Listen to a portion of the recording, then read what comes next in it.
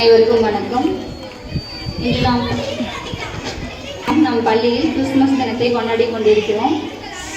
Christmas எதுக்கு கொண்டாடுறோம் அப்படின்னா, ஜீசஸோடைய பிறந்த நாளை தான் கிறிஸ்துமஸ் தினமாக நம்ம கொண்டாடுறோம்.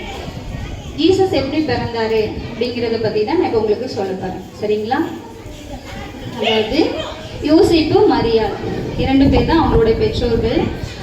மரியாள் கன்னிகையா இருக்கும் போதே கடவுளுடைய அருளால அவங்க பரிசுத்த ஆவியினால கர்ப்பவதி ஆகுவாங்க.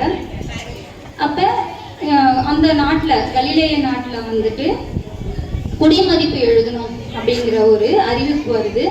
அப்ப மரியாளும் யோசேப்பும் எங்க போறாங்கன்னா, யூதேயா நாட்டுல இருக்கக்கூடிய பெத்லகேமுக்கு போறாங்க. அங்க போயிட்டு அவங்களுடைய குடிமதிப்பு எழுதணும். குடிமதிப்புனா இப்ப நமக்கு மக்கள் தொகை கணக்கெடு எடுக்கிறாங்க இல்லைங்களா, அந்த மாதிரி அந்த ஊருக்கு போறாங்க. யார் போறாங்கன்னா, யோசேப்பும் மரியாளும் போறாங்க. அங்க போயிட்டு அந்த சத்திரத்துல தங்கும் போது அவங்களுக்கு பிரசவ வலி ஏற்படுது. பிரசவ வலி ஏற்பட்டு அங்க என்ன பண்றாங்க, சத்திரத்துல தங்க இடம் இல்லாமதுனால அங்க மாட்டு தொழுவம் இருக்கு, அங்க தங்குறதுக்காக அவங்கள அனுமதிக்கிறாங்க. அப்படி அனுமதிக்கும் போதுதான் அங்க ஜீசஸ் பிறக்கிறாரு. சரிங்களா? இப்ப பிறக்கிறவர் முன்கூட்டி அங்க ஆடு மேய்ப்பாங்க இல்லையா, அந்த ஆட்டிடையர்களுக்கு அவர் பிறந்த செய்திய தேவ தூதர் அவங்க கிட்ட போய் சொல்றாரு. என்ன சொல்றாருன்னா, இந்த மாதிரி இந்த உலகத்திற்கான ரட்சகர் தாவீதின் ஊரிலே பிறந்திருக்கிறார், நீங்க போயிட்டு அவங்கள பார்க்கலாம் அப்படின்னு சொல்றாரு. உங்களுக்கான அடையாளம் என்னன்னா, குழந்தைய துணியில சுத்தி தொழுவத்தின் முன்னே கடத்தி இருப்பாங்க, அதுதான் உங்களுக்கான அடையாளம் அப்படின்னு சொல்றாங்க.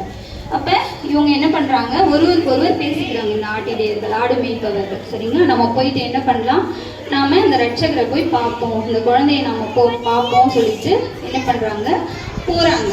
பெத்லகேமுக்கு போறாங்க.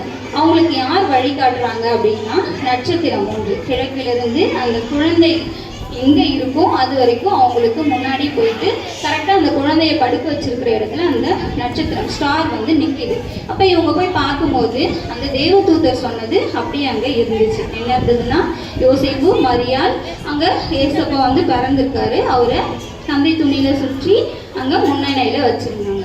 அதை பார்த்ததும் இவங்களுக்கு ஆச்சரியமா இருந்தது. இவங்க கொண்டு போன பரிசு பொருட்கள்லாம் வச்சு என்ன பண்றாங்க, அங்க வணங்குறாங்க. அதுக்கப்புறம் என்ன பண்றாங்க, ஆசாரியர்களுக்கு தெரிய வருது. அவங்க போயிட்டு என்ன பண்றாங்க, ஏரோது ராஜா மாளிகை, அவங்க என்ன நினைக்கிறாங்கன்னா, ஒரு கடவுள் ஒரு ரட்சகர், இந்த உலகத்தை ஆளக்கூடிய அரசர் எப்படி மாளிகையில தான் பிறந்திருப்பாரு அப்படின்னு சொல்லிட்டு அங்க போறாங்க பார்க்க. அப்ப அவர்கிட்ட கேட்கும்போது அப்பதான் அவருக்கு தெரியுது இப்படி ஒரு விஷயமே. அப்ப அங்கிருந்து என்ன பண்றாங்க, அவங்களும் அவங்க ஆசாரியர்களும் இந்த குழந்தைய பார்க்க அவங்களும் பார்த்துட்டு தூப வர்க்கங்கள் அவங்களுக்கான பரிசு பொருட்கள்லாம் கொடுத்துட்டு சந்தோஷமா போறாங்க.